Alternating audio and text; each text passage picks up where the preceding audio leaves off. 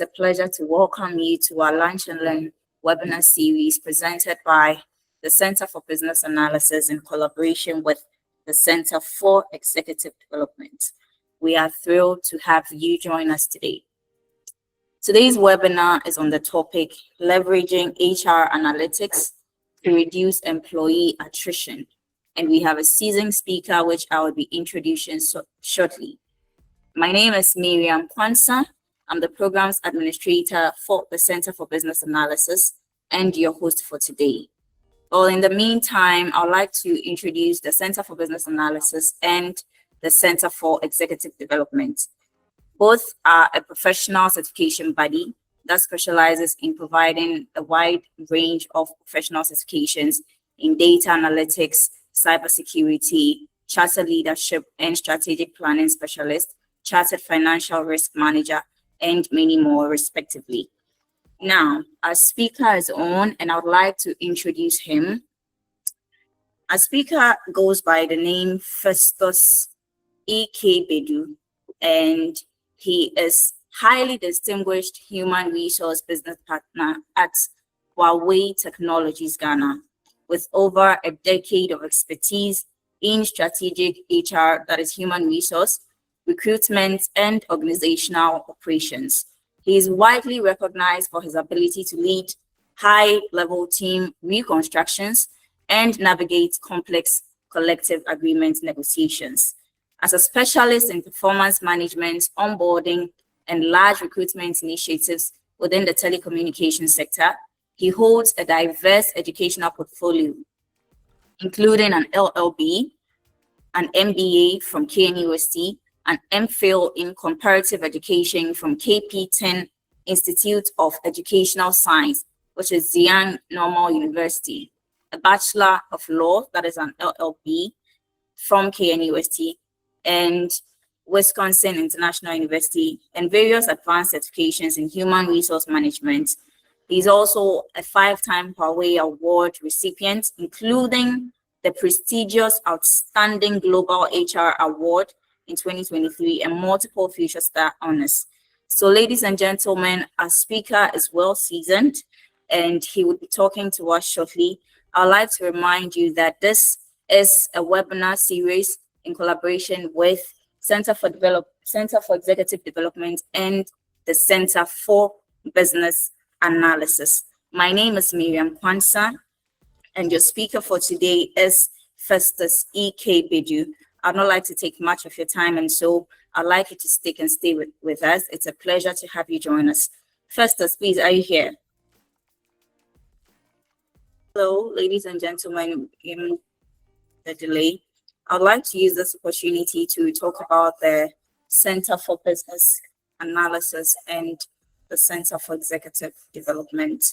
Like I stated earlier, we are a professional training body that deals in professional certification, specializing in providing data analytics, business analysis, cybersecurity, and a wide range of programs, including the Certified Executive Assistance Program, the Certified Human Resource Management Professional, the Chartered Leadership and Strategic Planning Specialist, and Chartered Financial Risk Manager, respectively. So I've been told, the feedback I'm getting is that Festus Ikebedu will be joining with us another device shortly. There's a bit of technical hitch, and so we greatly apologize. This never happens. But then if you are here, we greatly appreciate that you have joined this webinar, which is the Lunch and Learn series webinar with the Center for Business Analysis in collaboration with the Center for Executive Development. He would be joining us shortly. I really want you to stick and stay because he has a wealth of experience and knowledge to share with us. And I do not want any of us to miss this. And so please stay and stay with us. He would be joining us shortly. I give you my word on that. Thank you. All right. So as stated by Miriam earlier, my name is Festus, and I'm HRBP with Huawei Technologies. I've taken more than 20 minutes of your time, so we are pretty much late. I would not waste much time. We'll just have to start. So today we are looking at leveraging HR analytics to reduce employee attrition. And that is going to be a focus of today's discussion. And we are briefly introducing the topic. We will try to understand employee turnover and employee attrition, what's the difference between the two, and how they are used interchangeably in most situations. We'll look at the reasons for staff attrition and the 6 steps in trying to calculating the rates of staff attrition. Then we will introduce HR analytics, the various frameworks or models for organizations, and focus mainly on the predictive analysis. We'll look also at the implementation process, the key ways HR can leverage on analytics to reduce attrition, and look at the existing gap, and then we conclude. Once again, thank you for your patience, and we can start from here now.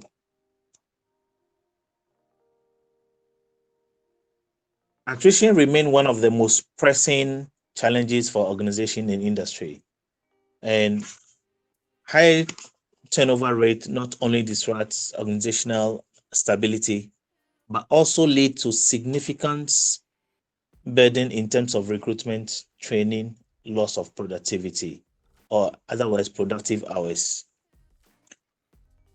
Traditionally, HRs tend to manage attrition by often relying on reactive measures, intervening only after an employee has decided to leave.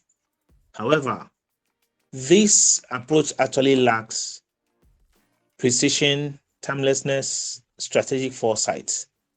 And as businesses increasingly turn to data-driven decision, predictive HR analytics has emerged as a transformative tool to enable organizations shift from the reactive to proactive workforce strategies. By leveraging on the historical data, statistical algorithms, machine learning techniques, predictive analytics, they help identify pattern, forecast future attrition risk with greater accuracy. This shift empowers HR professionals to make informed decisions regarding talent management, employee engagement, and retention planning, thereby reducing attrition rates across organizations.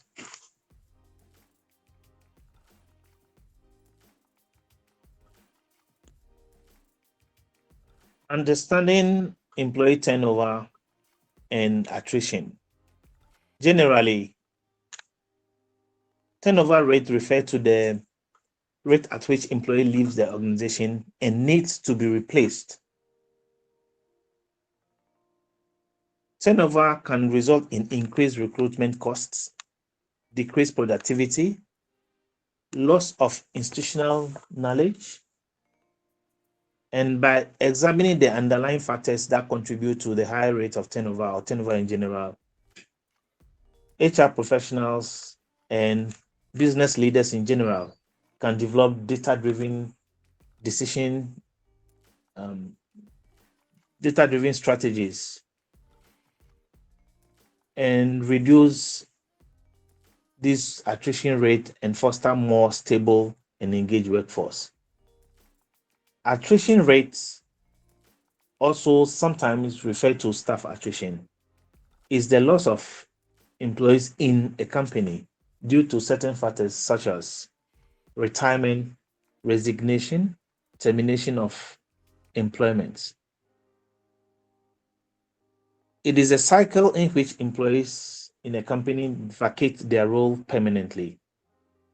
And some factors may contribute to this, such as hostile leadership, work environments, which is very toxic, professional stagnation in the company, and lack of confidence in company's values. One of the key things that I also want to add to this is lack of buy-in as far as implementation of strategies mostly are concerned.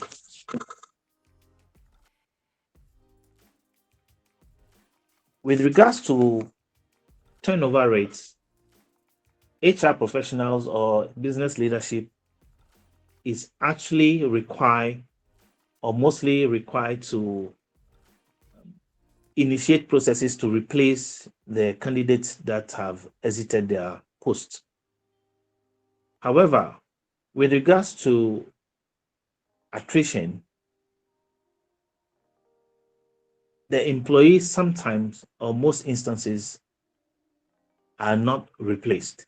And then there's no urgent need for those companies or those businesses to replace those employees. And this can be, the churn rate can be measured by adding staff attrition rate to staff turnover rate. So in the subsequent slide, we'll try to look at the various metrics, how we all can learn to improve on the working conditions of employees to keep them at post, so that we can reduce both rates as far as turnover rates and then attrition rates are concerned. So as stated earlier, some of the key reasons why attrition happens are retirement, resignation, career change. And attrition can be in three various forms. It could be voluntary, it could be involuntary, and it could be internal. Mostly internal attrition happens where some staff move from one department to another, either than the business itself has planned for it. The voluntary attrition, it's very common with us, and the involuntary ones, it's where actually the staff, the company decide to resign the staff, and that is not really a challenge to most of us. The difficulty has to do with where the company is not in control, and this is our key focus for today. What are the steps that we usually use in calculating staff attrition?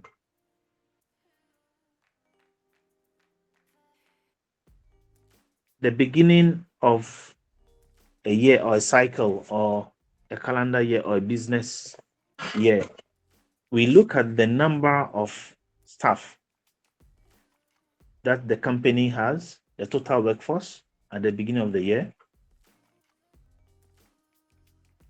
And then the total number of staff also at the end of the year, which means that we record the number of employees that have left the company throughout the year.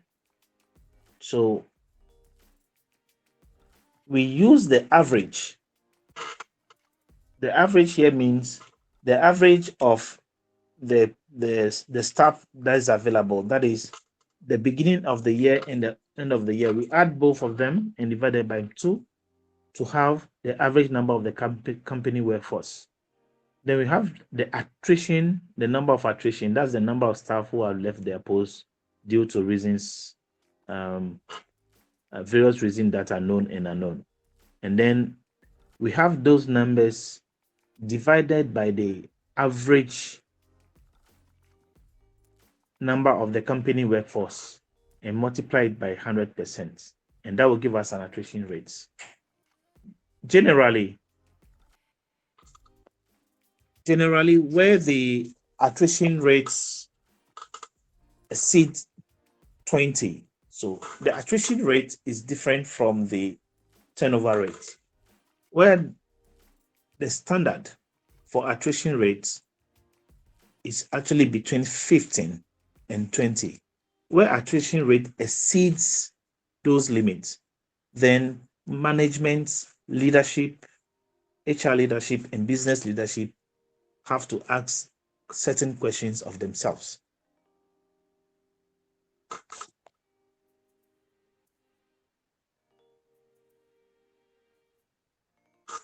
It is in light of avoiding such high rate of attrition that HR analytics actually plays a very crucial and a very important role.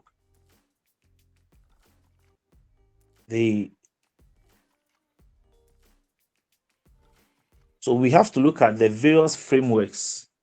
What are HR analytics and the various frameworks that are applicable to that are used by organizations to address those challenges?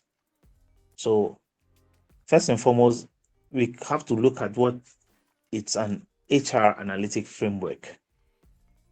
Basically, the frameworks are structured approach used by organizations to collect, analyze, and interpret workforce data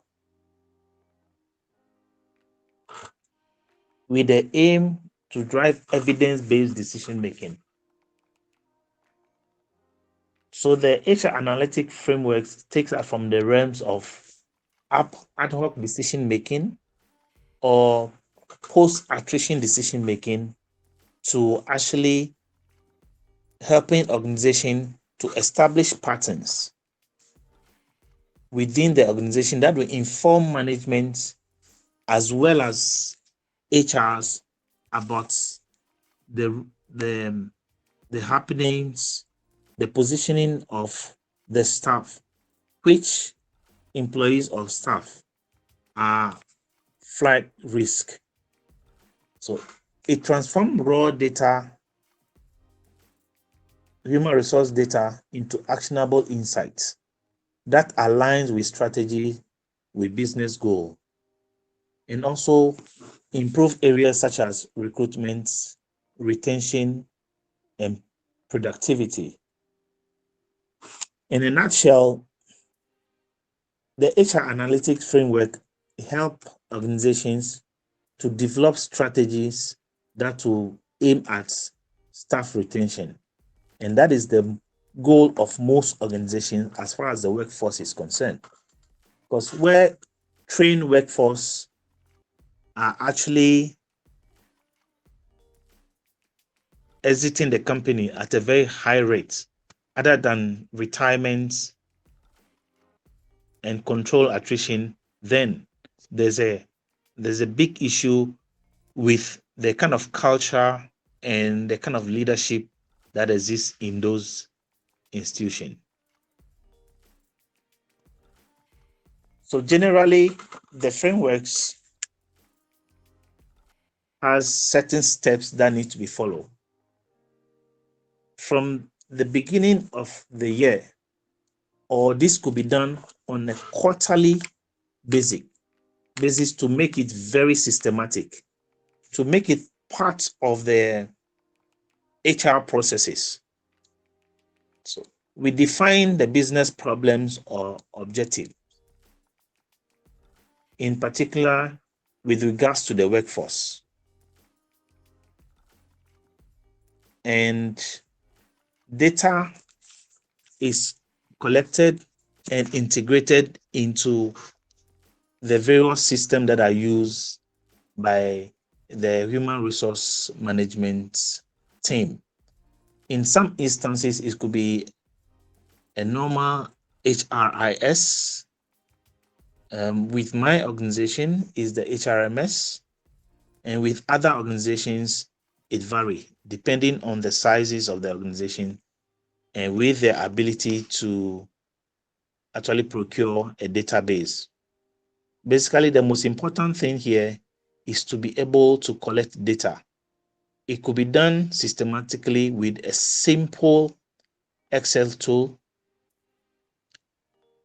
or any other tool, database tool that is available to the company.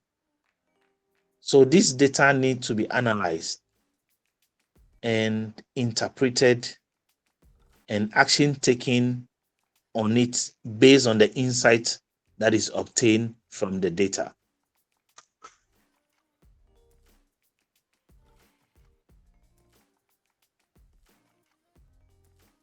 If I want to further explain, we need to identify specific HR-related business problems or opportunity to address, such as improving employee retention, optimizing hiring process, or boosting employee performance. And that would be the problem or the objective of the analytics that we want to deploy at a particular time. Then number 2, we collect data. So the data has to be in 2 parts. Quantitative data, which has to do with data already existing in the system about the particular set of employees or group of employees that are being looked at. We look at salary, the tenure of the employee that are concerned, their performance data. And these are quantitative data that are available to management as well as to HR leadership. The qualitative data also has to do with various engagement surveys that we actually deploy from time to time. And then the employee feedback. The feedback could not actually be from direct surveys that they have to answer, but it could also be from observation. So we have a way of putting those data together and integrating those data from multiple sources. Data from only one source cannot become the basis for which we will make certain key strategic decisions. So we have quantitative data such as salary, tenure, performance, among other ones, and qualitative data from observation, participatory observation, surveys, among others. So here it is important to note that data analysis becomes one of the major key skills that both leadership, HR leadership, HR practitioners, and management in general ought to have. There are analytical tools such as Python, R, Excel, Tableau that are very useful. But I highlighted Excel simply because it's the most common of analytical tools that are used across. However, HR practitioners across board also need to improve their technical skills, their research and analytical skills to be able to deploy tools such as Python, Tableau, and other other skills that are required for data analysis. And after such an act, the data is interpreted. The outcome is interpreted and insights is given to management, and that is transformed into recommendations. So HR team must work closely with business leadership to ensure alignment with organizational goals. In most instances, where HR works in silos, then it becomes very difficult for the various acts and the various steps that we are taking in analytics to actually conform to business need. So the concept of HR business partners are to make HR practitioners have very good knowledge of the business, have a great collaboration between business leadership and themselves to be able to, at all time, know the strategy of the organization and of the business, identify where there are changes, not in the strategy as a whole, but in approach in how to achieve certain decision or key decisions that are taken. So participation in some of the strategic sessions are very, very important for all staff, HR practitioners, HR BPs, HR leadership in general, and then management.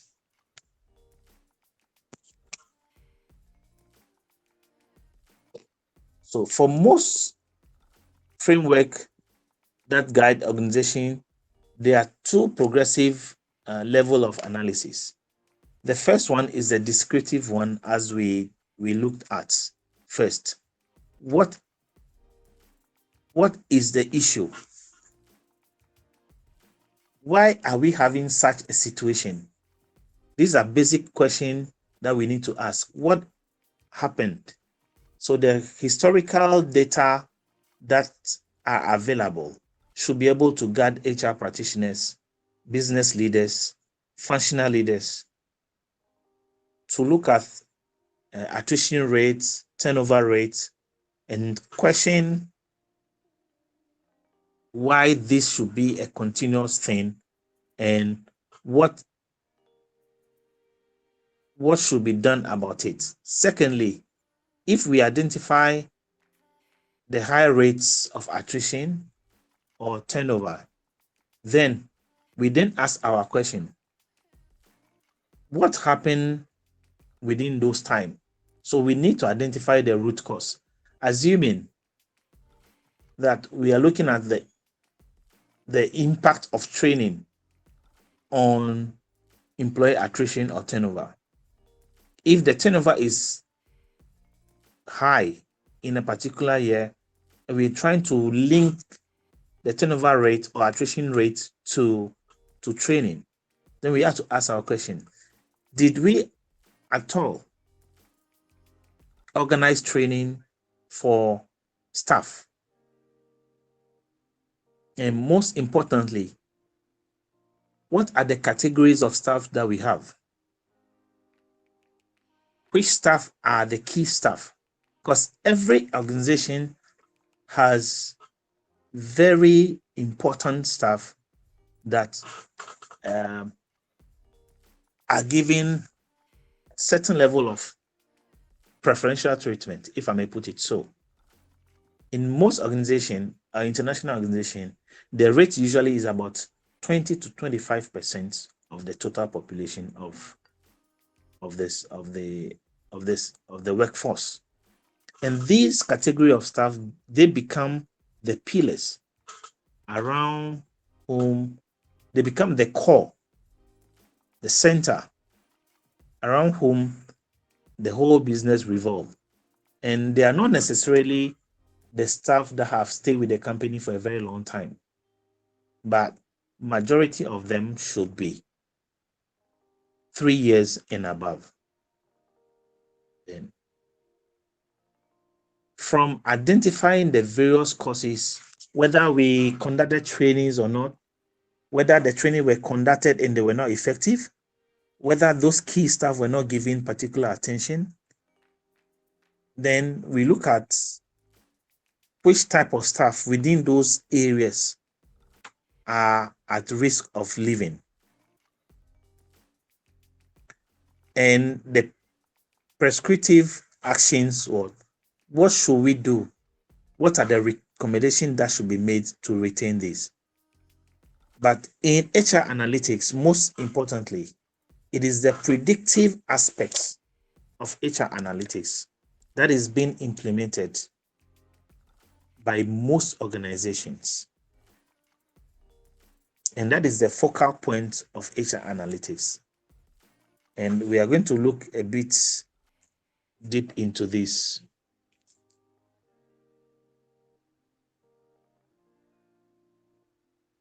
So the predictive part of the framework, it's about analyzing historical data, such as employee demographics, performance appraisal results, engagement metrics. The engagement metric is very important in identifying the staff or the employees that are at risk of leaving.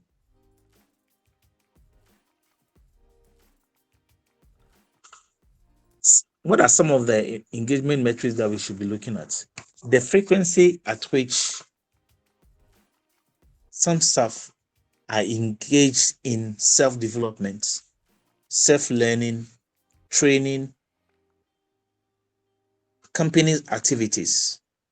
Where these are lacking, then engagement metrics becomes very, very low.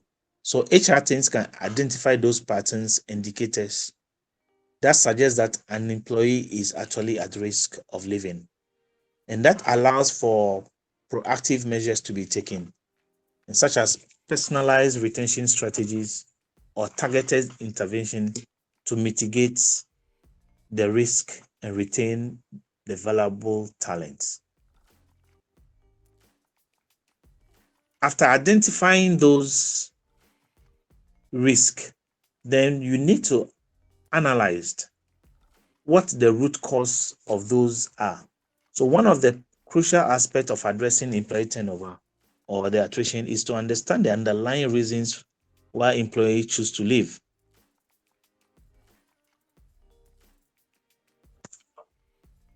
One of the very common tools that can give us historical data are exit interviews.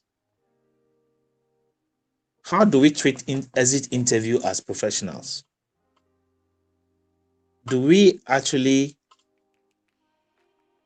ask the relevant questions, or we allow the employee just to fill in and put, in most instances, put non-applicable NA to our questions and just move on? Exit interviews, in as much that they are done at the exit points, they become very important tools in helping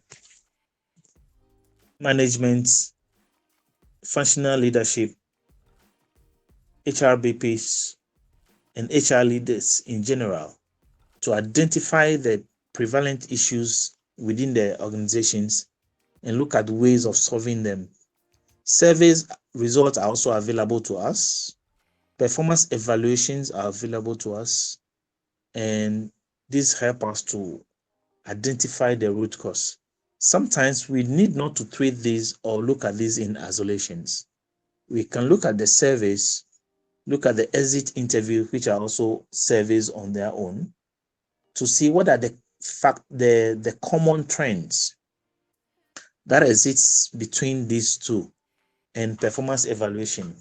If constantly a staff is overwhelmed, underperforming, there are two things: either he's overwhelmed by the load of the task assigned him, or he doesn't have the necessary skill to perform those duties.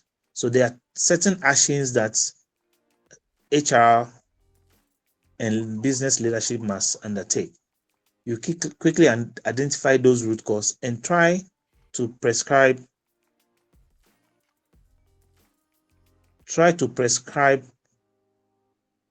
actions such as PIP, that's personal improvement plan for the individual, and where actually it is work overload, and try to redefine and redesign the workload of the individual to take some pressure off them. So some of the actions that may be causing the high rate of attrition from the root cause analysis could actually be inadequate career development.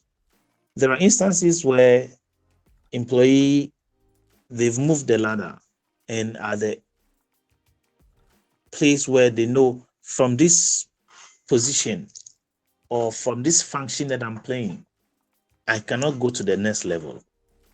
And in those instances, it's very difficult to retain those individuals unless they are seriously motivated by other factors, such as money, where you can actually increase their salaries, of course, and not to break the bank or depart from your salary frame. Unsatisfactory compensations and benefits, poor management in general, and lack of work life balance. And this is one of the key things that the current generation of young workers, the Gen Zs, and some of the millennials are also taking very seriously. The work-life balance. In instances where you are in the work of technologies, it's both an advantage, also a disadvantage. People with skill in tech currently want to work from home in most instances. They want to do remote work. They are in Ghana, but they are working for companies in South Africa, in Rwanda, in other places in the US, and where other companies require them to be at post, then it becomes very difficult and very rigid system.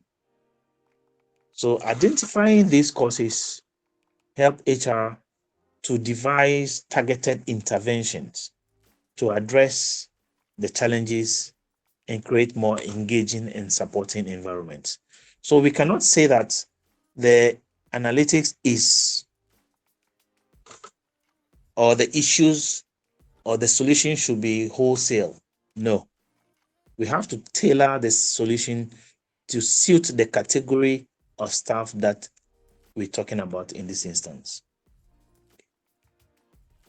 From identifying, designing the solutions, we need to enhance the employee engagement and satisfaction. And here, specialists in employee engagement, employee welfare, they have a big role to play.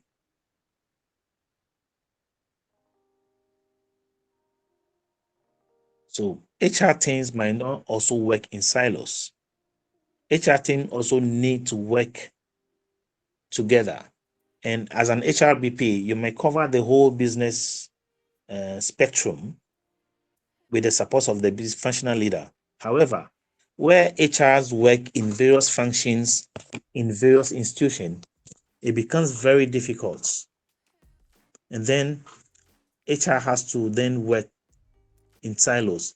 So you need to first and foremost break the idea of HRs working in silos within the HR teams to be able to have a very good coordination, to have help and solution from other functional HR that are playing critical roles with regards to getting problems with staff engagement, staff satisfaction, to have these issues solved.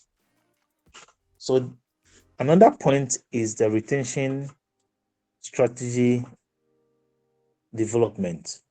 And this has to do mostly with HR leadership, HRBPs. Once the solutions or the problems are identified, one of the key solutions is, how do you develop a strategy, a tailored sales retention strategy to retain your 25% of your core staff, and then to retain your top performers and retain all other valuable staff. Of course, where the staff is really underperforming and you know that this staff needs to exit, is also part of your strategy.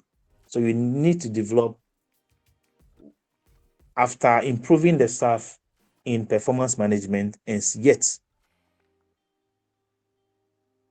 they are not giving you the desired results. They need to go out so that you have other people. Then you do continuous monitoring and continuous evaluation.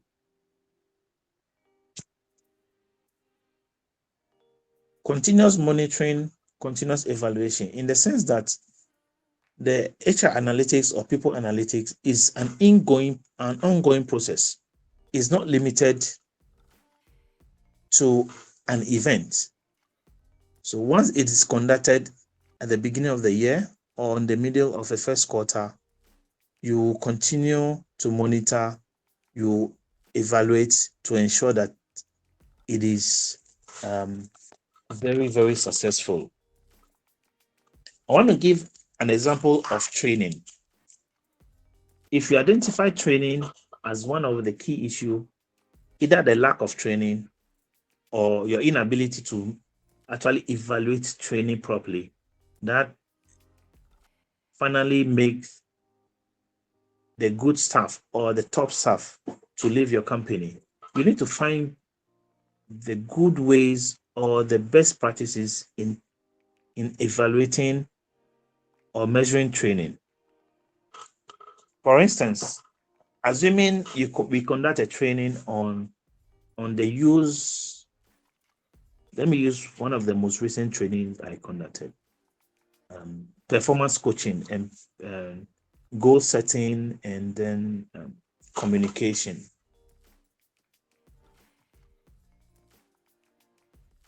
According to Donald Kirkpatrick, there are 4 ways of measuring training.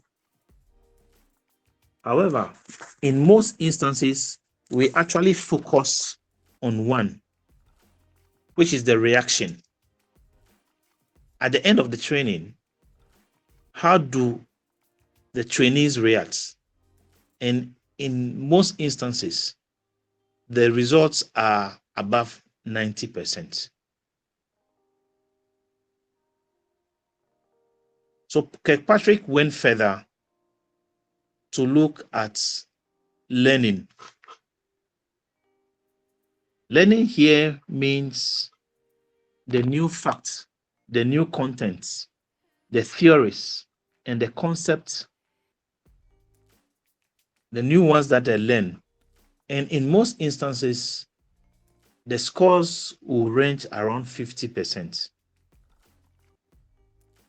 Then the third way of evaluating the same training again is looking at the behavior. So with the behavior, we are looking at, has the training caused any change in the behavior of the individual? Have they been well oriented? Is there any change, any cultural immersion? So after conducting my training yesterday, for instance, in the next few days, I would expect that in terms of behavior, every staff that took part in that training should be able to set a very smart goal for himself for the remaining part of the first year of the whole year. Not only that, the goal that is set must be smart, it must also be challenging. So we will not limit ourselves to SMART goal at this point in time, but SMART C with very stretched and very challenging goal. And then finally, the results. At the end of the quarter or the end of the month, how many employees have failed to actually set their goal in a very smart way? So if we, for instance, if we limit the training measurement to only the first part of it, which is reaction, we might have the impression that everything that we did during the training was perfect, without taking into consideration the learning, the behavior, and the results. So if training is identified, for instance, as one of the key things that we need to look at, then we need to actually look at what is the best way of measuring the training, monitoring, and continually evaluating. And we repeat the process, then it becomes a pattern that helps us to actually mitigate the exits. So these are some of the framework that are developed by other scholars and practitioners. We have the LAMP one, which is logic, analytics, measure, and process. Establishing the reasoning or hypothesis behind HR decision. And as I said, if again I use training, how does training impact retention? What are the patterns in analytics? What are the methods that we use to test the logic and uncover the patterns? How do we measure the training? What are the KPIs? As I said, then we look at these four sides of it, and then we create a process, a repeatable one for data collection, for communication, to ensure insights lead to actual change. Another model that we can consider also is the HCM21 model. It's created by Jack Finch-Ains as well. It emphasizes scanning as in observation. It's planning, that has to do solely and most importantly with workforce strategy. Producing, that's analyzing input and output, and predicting, that is forecasting future trend based on the various analysis that we've done. The Harvard analytical framework also has 5 components that deal with the shareholder interests, situational factors, human resource management policies, long-term outcome, and individual or organizational consequences. These are not just theories, they are very practical. So if you take a group of staff, for instance, or what are their interests, if you're looking at the particular issue in relation to them, is it salary increments that you want to talk about? What are the situational factors that are leading to that salary increment? With regards to salary increment, what is the company's policy? What is the company compensation and benefit policy? Remuneration strategies. Are you using bonus to attract or to push people to give in their best? Or what will be the long-term outcome of this policy? And what are the consequences where people feel that your bonus or your project bonus or your allowances or your benefits are not good for them? What will be the impacts on the individual or the organization? So these are some of the approaches that could be adopted. We already talked about the implementation process.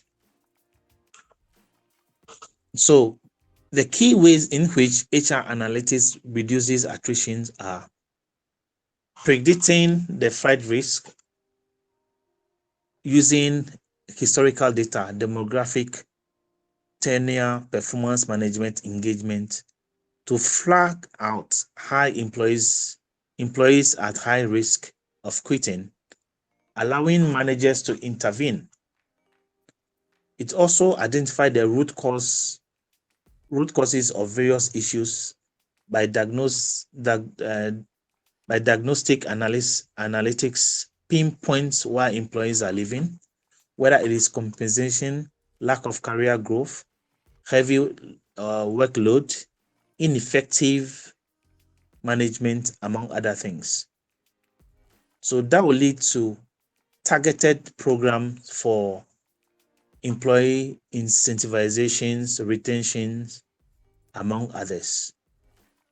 And there are other two things: management or managerial effectiveness is also very important.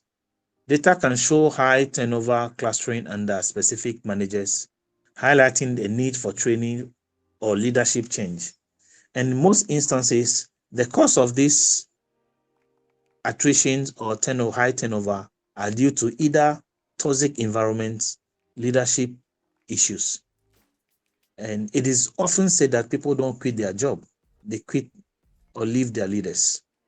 So it also helps to optimize onboarding and engagement for staff.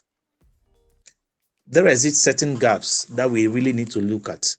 And the first thing that I have to talk about, which I didn't even state here, there is the last one I want to reiterate on. Capability gap.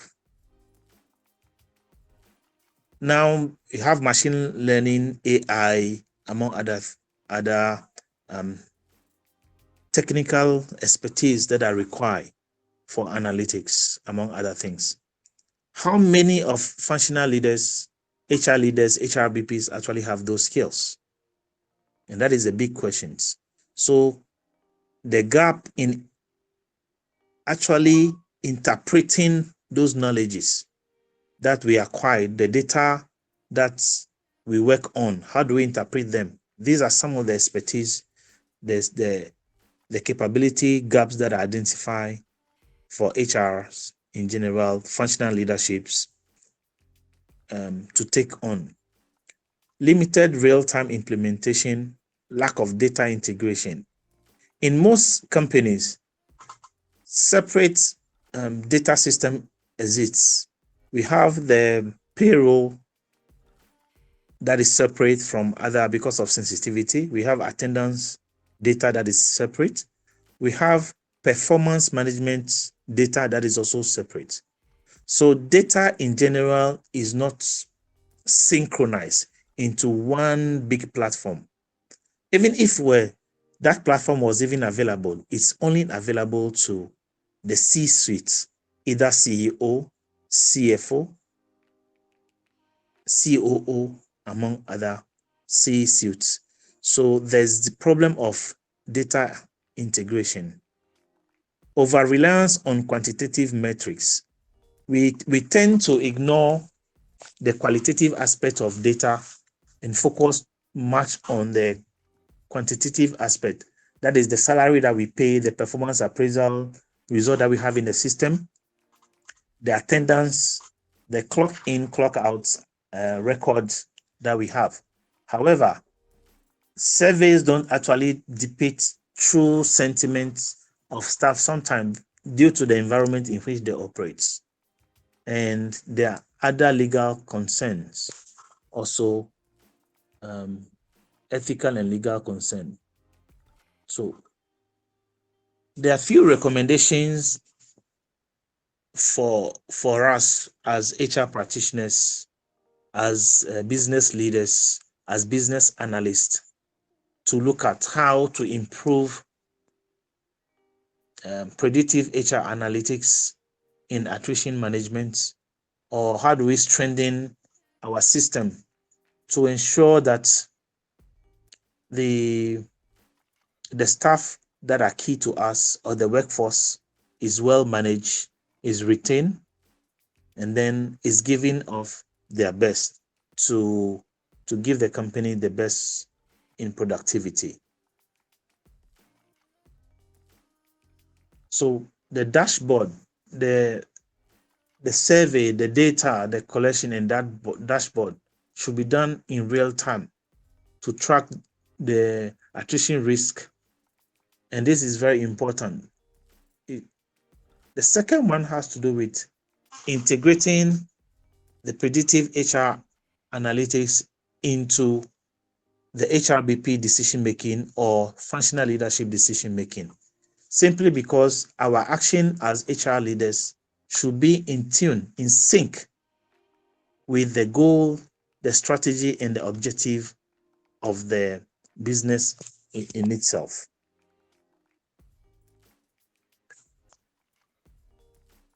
Thirdly, we need to customize or avoid generic solutions to high risk groups. So we don't assume that 20 people all have the same problem, or 50, 100 people have the same problem out of 130 staff, unless data truly confirms it. If not, we need to identify the various issues and then address them. So this is one of the research that was conducted with the 2018 Research Review International Journal of Multidisciplinary 10.6. All right. Then training HR teams in data literacy and interpretation to truly empower HR team. And this is very, very important. And this not only the training about HR teams, but also training functional leadership, head of departments, line supervisors in data literacy and interpretation.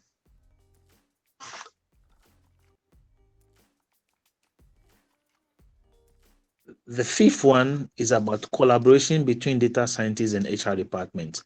In some institutions, there are sections, not department entirely, sections or individuals that are solely designated for certain practices, such as analysis, business analysis, data science management. If some institutions have those pattern or those models, then there must be a strong collaboration between the data scientists that are in those sessions together with the functional leadership and the HR leadership, and especially the HR BPs.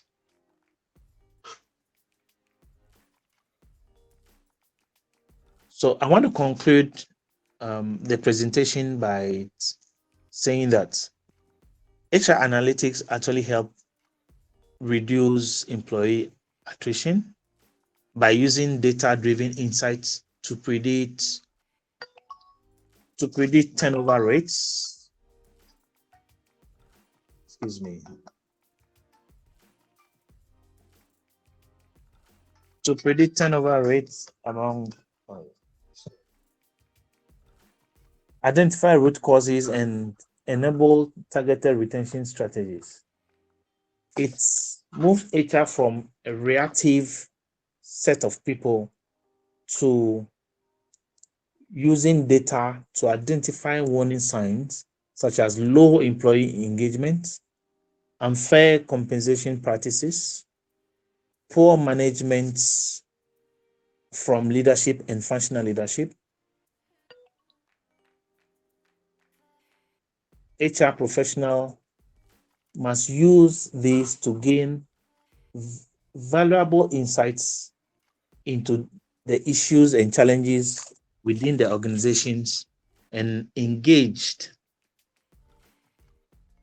and develop strategies to continuously and monitor progress and reduce turnover rates to create a more stable, a more engaged, and a more productive workforce.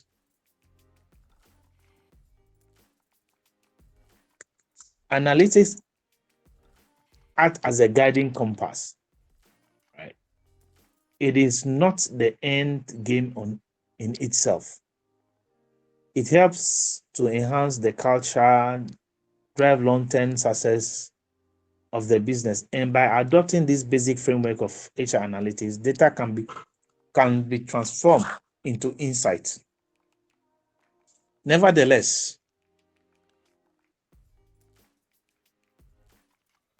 like other statistical tools, assumptions, understanding of key concepts of human resources is required.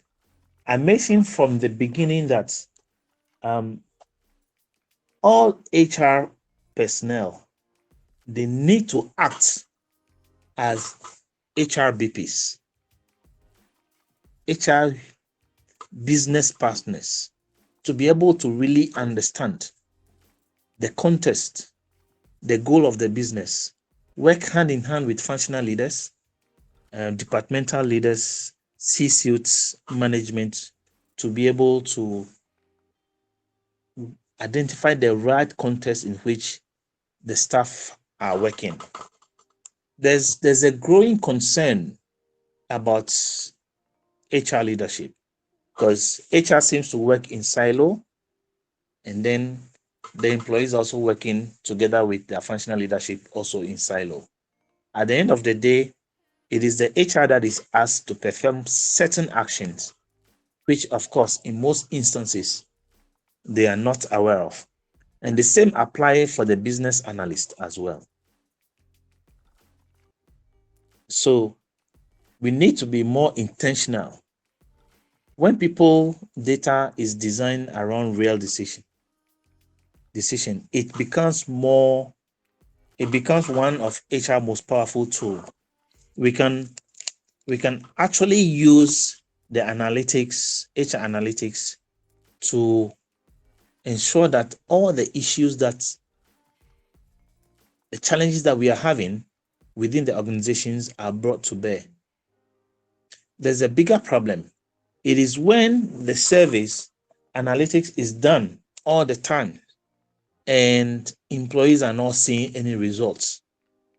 And that also becomes a big challenge for everyone that is concerned.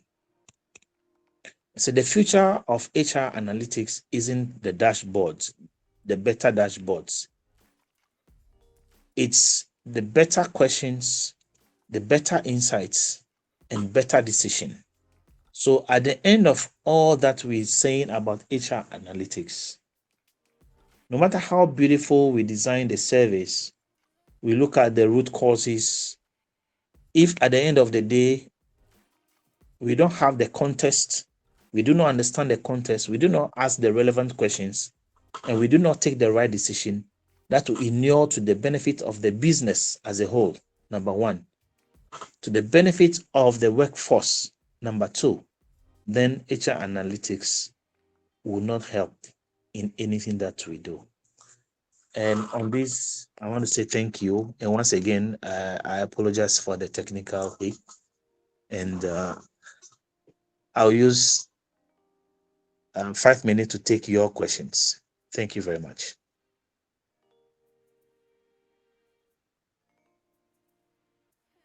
Thank you very much, Festus E.K. Bedu. Ladies and gentlemen, that was our seasoned speaker with some emojis. We can give him a round of applause. And so, Festus, I think is Asha Francis here, please. He raised his hand while you were presenting. So if he's in, Okay. he can ask his question. Asha Francis, All are right. you around?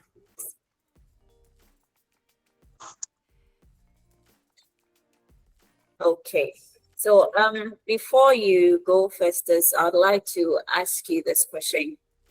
You talked about identifying the root causes and also making sure that we build better dashboards and all that. But I wanted to ask that for, let's say, at a global organization where team dynamics are fast-paced, how do you know that a person is about to either resign or which is submit a resignation before they actually say the word? So I'm trying to say that what are the top 3 invisible data points beyond just the salary or tenure that would usually signal that an employee is about to become a flight risk even before they submit a resignation letter, please? Okay. So one of the key things that we look at is employee engagement. So usually when we say employee engagement, we look at employee disengagement. Right. So that the work has to do both with the functional leadership, colleague, and HR, because in most instances, HR cannot have your eye at all in all departments all at the same time monitoring. So creating a very good rapport, being part of the business.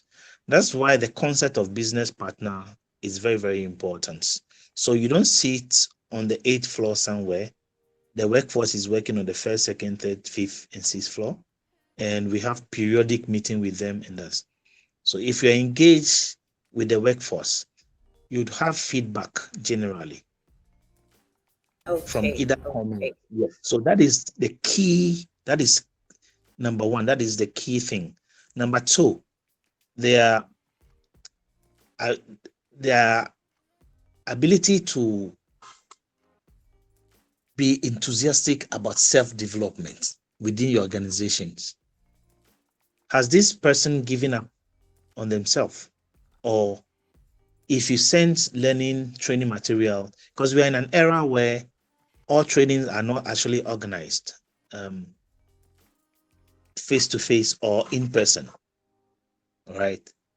The culture of self-learning and self-development is very important. The individual within the organizations, how serious are they about improving themselves? I'm in the telecommunication industry, and just years back, we're talking about 2G. So we start with Edge, 2G, 3G, 4G, 4G plus, 4.5, and we're in 4G. We're talking about 5G now.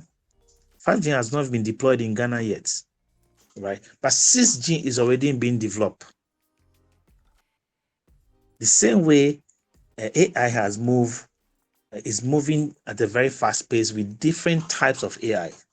So any individual that is working on network, telecommunication network, among other things, is the person willing to actually develop themselves, to actually meet the demand and the standard that is required in the industry? So you can use some of these indicators within the system to know an employee that is engaged or is dedicated to the cause or not dedicated to the cause. Okay. Thank you. Yeah. Thank you very much for answering the question. So everyone, ladies and gentlemen, that was our speaker, Festus E.K. Bedu, with his insightful presentations and valuable insights today on how to turn workforce data into actionable retention strategies. And I'd like to reaffirm or reiterate that this webinar series is a Lunch and Learn series with the Center for Business Analysis in collaboration with the Center for Executive Development. I would allow for 1 minute of question. If you have any question, I'm allowing 1 minute for us to do that before I come in again.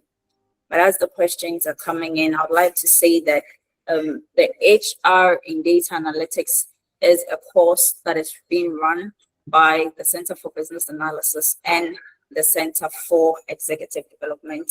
And this course is designed to empower HR professionals with the analytical skills required to make data-driven workforce decisions, just like Festus said. And so participants will learn how to collect, analyze, and visualize HR data using Excel and Power BI to uncover trends in recruitment, performance, retention, and employee engagement. I'm still waiting for the questions. I'm allowing for 1 minute that we share our questions and then we proceed. But I'm really glad that you joined this webinar today. Okay, so Joshua Latte, Joshua, please proceed.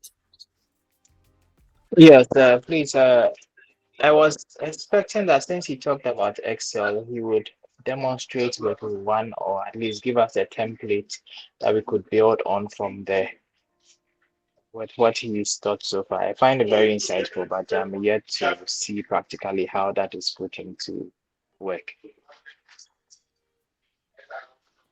All right, Joshua. So I thought of it, and I didn't put in any Excel because I think the situations, it could be an example. In as much as I try to make it practical by speaking about it, situations with each company and the way we go about things are not usually the same. So, for instance, if I want to collect data on training, for instance, how do I go about it? What is the context that I have in my company? So I think for data analytics or usually an Excel project, we should be generally able to design very simple surveys, right? That's why in my presentation, I didn't even dwell so much on Tableau. I didn't dwell on Python. I didn't dwell on it. I dwell on Excel, which I think is a basic skill that most of us have. So if you are collecting data with Excel, you should be able to draw, to use the data, manipulate the data, work on some charts, do some comparison, that to show you certain patterns. So I think it's a very practical thing that we do every day, and that informed me the reason why I didn't put in such. But I think, as Miriam mentioned, these are also available at the center through very short trainings that participants, anybody willing, can also take. However, I'll look at it for next time for some example as well. Okay, Shadrach, thank you for answering that first. Shadrach, please proceed. Oh, okay. So you mentioned that HR data is often fragmented across different systems. Yes. What practical steps can organizations take to integrate this data effectively? I'm particularly interested in this from a systems perspective, especially how integration can improve the accuracy of predictive insight. Thank you. No. Sarah, thank you. The question is open. However, let me address it before we can all think about it.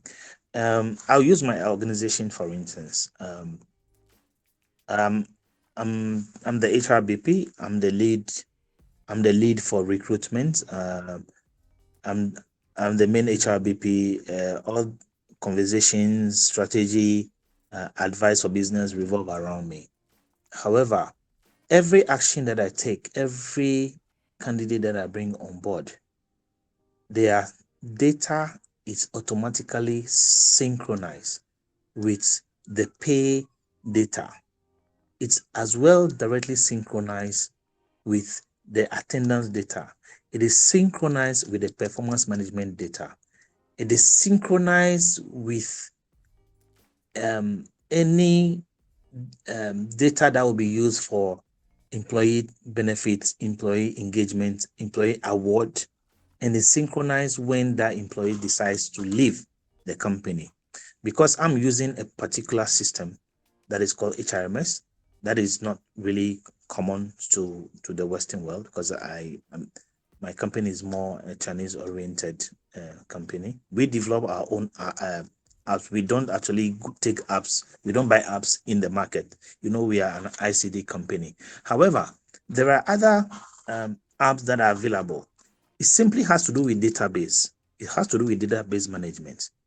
So I think for companies that are big enough where they can develop system in-house, that could be done. But companies that are not big, they could look at buying, or sometimes some company I don't want to use the word rents. They procure, or they pay for those systems on a regular basis, for those systems to maintain for them.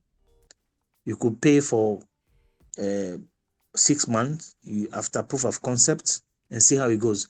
There are systems that are designed to have all data sync from various aspects. It is not something that you usually do manually. All right. So it is softwares that you need to procure for your company. And I think the examples are quite a lot. One of them, the common one that people use in Ghana, is the HRIS, the Human Resource Information System. There are a lot of software companies that are developing a number of them these days. So after this meeting, I think colleagues can share quite a number of them with you and with all of us. But I can tell you, HRIS, the general system, is one of them. And for my company, I use HRMS, which is different. So it is it is not a skill that is actually required from one individual, but it's rather something that the company needs to invest into. Yep.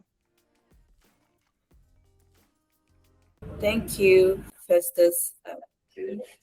So I think Shadrach has a question again for. Yes, Shadrach, a follow-up. Okay. Okay. So this is my last question. How do you ensure that tracking attrition through analytics doesn't make employees feel monitored or lose trust in the organization? Okay, good. You make analytics sound like you're actually tracking people or you are monitoring people. No, it is not. It is not so. Basically, these are the surveys that you conduct either quarterly, annually, half year or semi-annually. These are data that you gather and you analyze the data. If you have a system like mine where a lot of things are already synchronized, of course they are synchronized, but still there's a need for you to conduct certain surveys. Then you just analyze it. It is not known to the staff if you do not actually conduct surveys. Even if you conduct surveys, staff want to know sometime after the survey, what are the results, what exactly do you do? But it's not all surveys that staff come and ask you what's happening. No, it doesn't work that way. You're only using the data, you are analyzing the data, and you're using the data for predictions. You are using the data to see certain pattern, and then you're using the data to formulate policies, or you're using the data to advise management on how to improve certain strategy or certain decision making. As we said, decision making, better decision making is at the core of using HR analytics. So it's not just about tracking. You're not tracking any individual. You're only using the data collected or data already existing in the system to analyze and then help make informed decision that will improve their life. Okay. Thank you, Festus. Thank you very much for showing up today and then giving us your insights and then your expertise on how to leverage HR analytics to reduce employee attrition.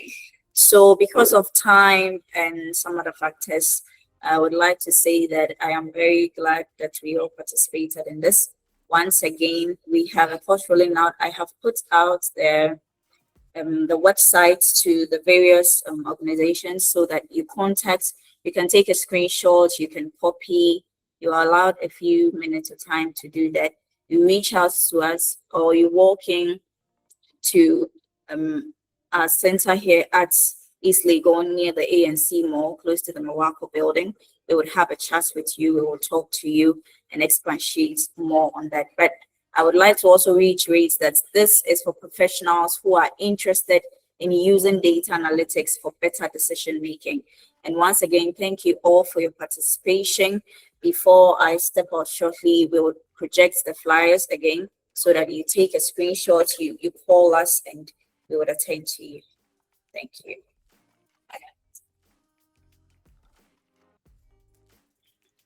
All right, so Miriam, once again, let me apologize for all participants for the technical hiccup that I had, and but I hope we all enjoy it. Thank you so much. Thank you too, and once again, thank you audience for sticking and staying with us. This is the Center for Business Analysis in collaboration with the Center for Executive Development, and our state speaker was Festus E.K. Beju, who has a wealth of knowledge and experience and shared with us.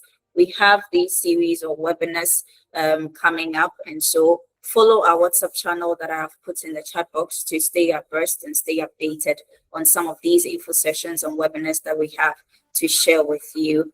And so for further questions or inquiries to access the resources mentioned, I am putting again in the chat box the numbers to call people to contact. But I would like to re-emphasize that we are at East Legon near the ANC Mall. And so you can walk in anytime and we will have an extensive conversation with you on how to upskill you as a professional.